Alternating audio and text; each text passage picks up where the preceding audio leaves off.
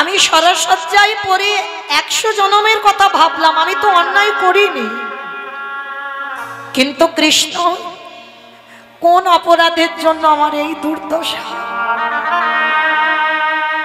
কি অন্যায় করেছিলাম, কি অপরাধ করেছিলাম? কথাটা শোনার সঙ্গে সঙ্গে ভগবান বলছে, পিতামহ 100 জনম যখন গেছো, আর একটু আগিয়ে যাও,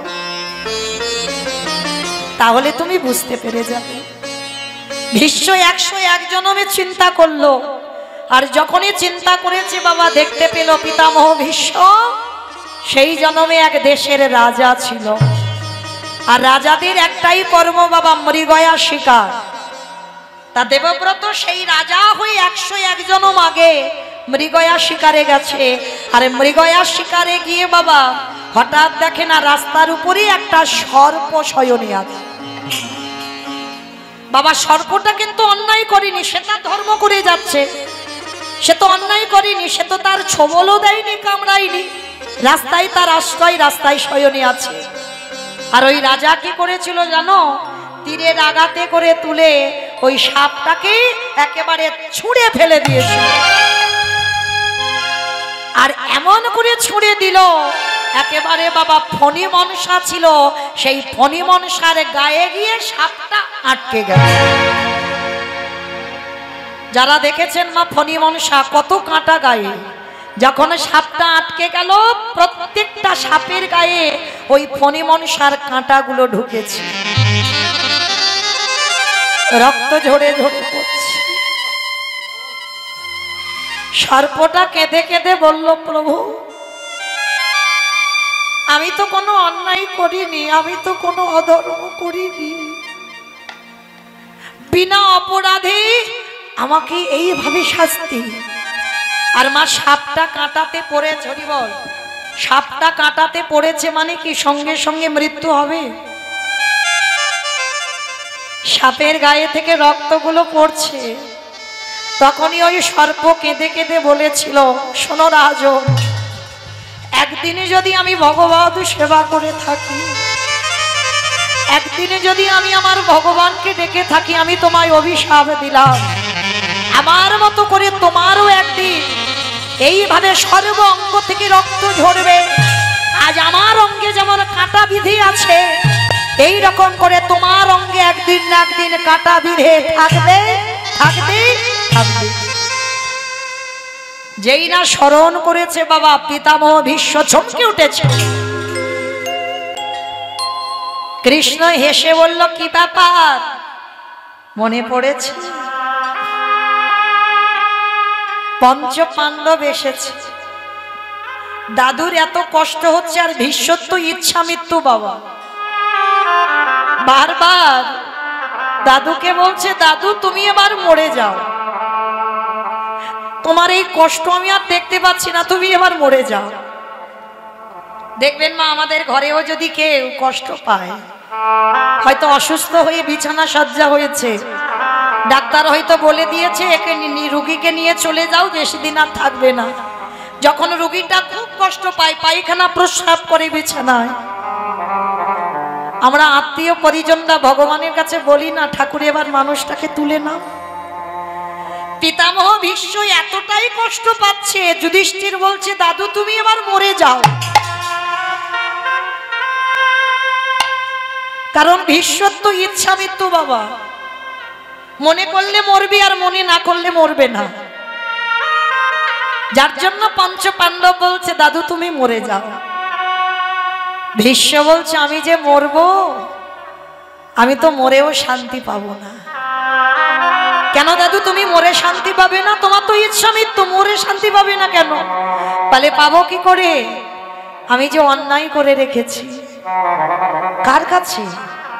বলে কেন? তোমাদের দ্রৌপদী, দ্রৌপদীর কাছে ভীষ্ম ঘোর অন্যায় করে রেখেছে।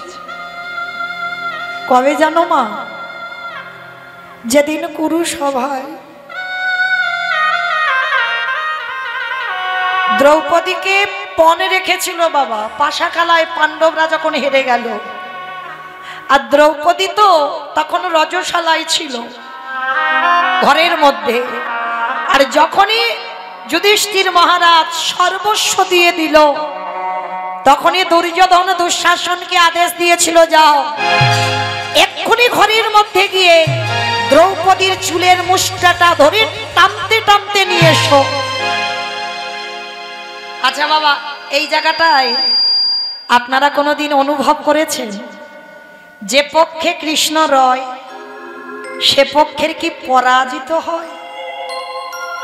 তাহলে যাদের সঙ্গে কৃষ্ণ থাকে তারা কেন পরাজিত হবে?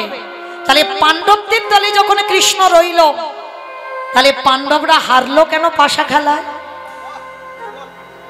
কি বাবা, কুরুক্ষেত্রের মাঠ থেকে যাদেরকে জয়ী করে ফেরালো, পাশা খেলায় কি জয়ী করাতে পারতো না? এ প্রশ্নটা আমার নয় বাবা, আপনাদেরও নয়। দ্বারকায় কৃষ্ণ সখা উদ্ধব করেছিল। উদ্ধব কৃষ্ণকে প্রশ্ন করেছিল, সখা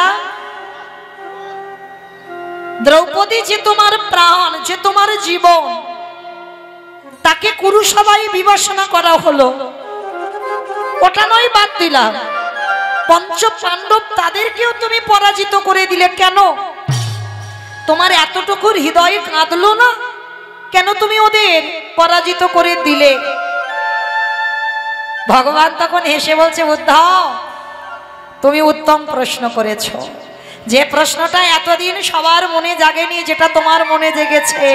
উদ্ধব একটা কথা মনে রেখো ভাই, আমি সবকিছু সহ্য করি, ভক্তের দুটো বস্তু সইতে লাগে। এক হলো বাবা ভক্তের অহংকার, আর একটি বস্তু হলো কোন ভক্তের চোখের জল। ভগবান বললেন, যদি জলে দিয়ে আমায় ডাকে আমি তোর হৃদয়টা গলে যাই, আমি থাকতে পারি না। আর অহংকার করে যদি কেউ একবার ডাকে, আমি সারা জীবনের মতো তার অহংকার মাটিতে মিশিয়ে দিই। তার প্রমাণ তো পাণ্ডবরা।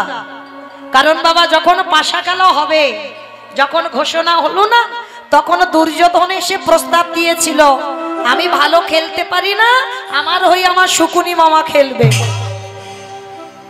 আর সেই জায়গাতে দাঁড়িয়ে যুধিষ্ঠির অহংকার করে বলেছিল, দুর্যোধন তুমি খেলতে পারো না, তাই তোমার মামা খেলবে, কিন্তু আমি তো খেলতে পারি, আমার কারোর প্রয়োজন লাগবে না। ভগবান যখনই কথাটা শুনেছে সঙ্গে সঙ্গে চমকে উঠেছে। ভগবান দাঁড়িয়ে দাঁড়িয়ে চোখে এলো জল। যুধিষ্ঠির একবার তো তুমি বলতে পারতে, দুর্যোধন তোমার হয়ে যখন শকুনি মামা খেলবে, আমার হয়ে আমার বাসুদেব কৃষ্ণ খেলবে। তুমি যদি একবার বলতে, তাহলে কি আজকে তোমাদের এই দুর্দশা হতো? তাহলে তোমার অহংকারের জন্য, এমনকি যুধিষ্ঠির বলছে আমার বাসুদেব কৃষ্ণ এখানে থাকবে না, এত বড় অহংকারের কথা। আমার কৃষ্ণ দয়াময় বলছে, ঠিক আছে যুধিষ্ঠির দাদা, আমি এর আশেপাশেই থাকবো না, আমি এখান থেকে বেরিয়ে যাচ্ছি, তোমরাই খেলো, যেহেতু তোমরা খেলতে জানো। আর দুর্যোধন খেলতে জানে না, ওর হয়ে ওর মামাই খেলো। ভগবান তো অভিমান করে চলে গেল গো। যার জন্য যুধিষ্ঠির জায়গা জমি ঘর বাড়ি টাকা পয়সা সোনা দানা সব দিয়ে দিল, শেষে চার ভাইকে বাজিয়ে দিল, শেষে নিজেও বাজি রেখে দিল। আর যখন কিছু ছিল না, শেষ সম্বল ছিল দ্রৌপদী, দ্রৌপদীকেও বাজি রাখলো। যখনই দ্রৌপদীকে বাজিয়ে রাখলো, এটাই তো চেয়েছিল দুর্যোধন। দুঃশাসন ঘরে গিয়ে দ্রৌপদীর চুলের মুষ্টিটা ধরে টেনে আনলো কুরুসভায়। আর কুরুসভায় একটা নারীকে দাঁড় করিয়ে সবার প্রথমে তার বক্ষের কাপড়টাকে ধরেছিল।